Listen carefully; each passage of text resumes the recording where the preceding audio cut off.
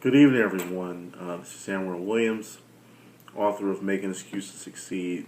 On a Sunday evening, just want to touch bases with everybody. I know Sunday night, a lot of people got a lot of stuff going on. A lot of people are at concerts. Some people, I know the All-Star game is about to come on in a few minutes. And today's Valentine's Day too, so for a lot of people, it's a big day. You know, Valentine's Day is the person that you love, your wife, your girlfriend, your significant other, whatever the case may be, your man, your boo, whatever. It's a big day for people because it's a tradition of some type of love connection. It's a tradition of some type of journey that you're going on with someone, or you want to go on with someone. But just going back to the All-Star game, you know, it's about to come on, and really it's been talking about, you know, one of the greatest players to ever play, and a guy like Kobe Bryant. You know, a guy who's played in the league for 20 years. And I want to use Kobe as an example for a few minutes because Kobe Bryant, as good as he was coming out of high school, as good as he was when he won his first 3 NBA championships in early 2000, he always wanted to get better. He always strived to be a better basketball player, as good as he was. And so he also did that in the All-Star games. You know, when you got the best talent of people together, he took that opportunity to show how good he was amongst them as well. But along with that talent, tremendous talent and ability he had, he was a great listener, and he was a great student of the game. So he always wanted to learn more. And I use him as an analogy because, number one, the All-Star game is about the best athletes in the NBA getting together and competing against each other.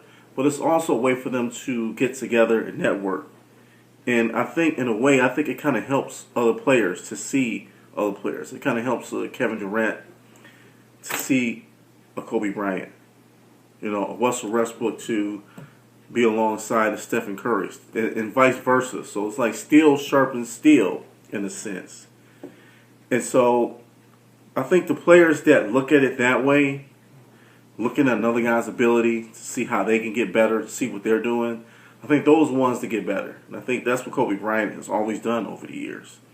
So to translate that in everyday life, I think we need to start doing the same thing. I think, number one, we should start networking and being together more, not just in the sense of socially, far as going to the club or events like that. But I think there should be more business meetings, more business networking that has to take place in this Detroit area.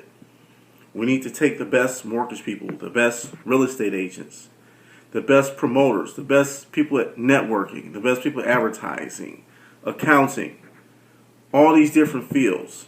And we all need to get together, and we need to, in a sense, have our own all-star meeting, just like they have the all-star game. So we can see the best of the best, kind of see how we stack up for what we're doing or what we're trying to do.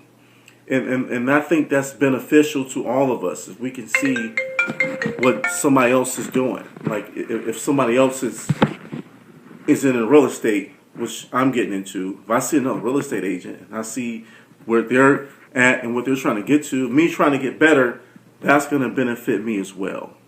So this is something I'm really going to stress in the year 2016, coupling that with my book. Because I mentioned in chapter 6 in Making Excuses Succeed, it's talking about, the chapter's called Check Up from the Neck Up, and the importance of the mental change and the mental adjustments.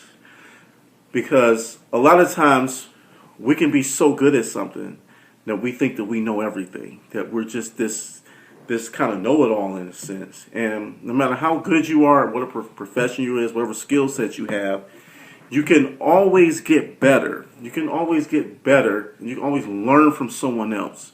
So the listening aspect and the thirst for knowledge aspect is important. That's what's going to get us to the next level.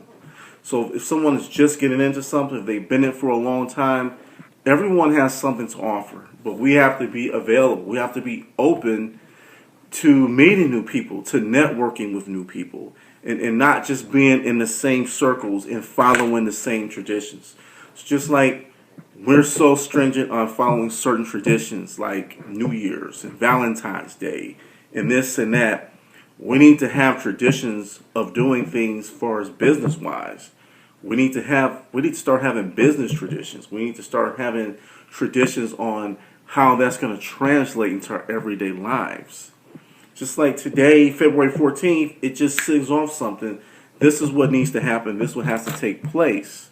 But it's February 14th will come and go. And then it's back to reality. Then what? What is the narrative then? What's going to carry you to that next tradition?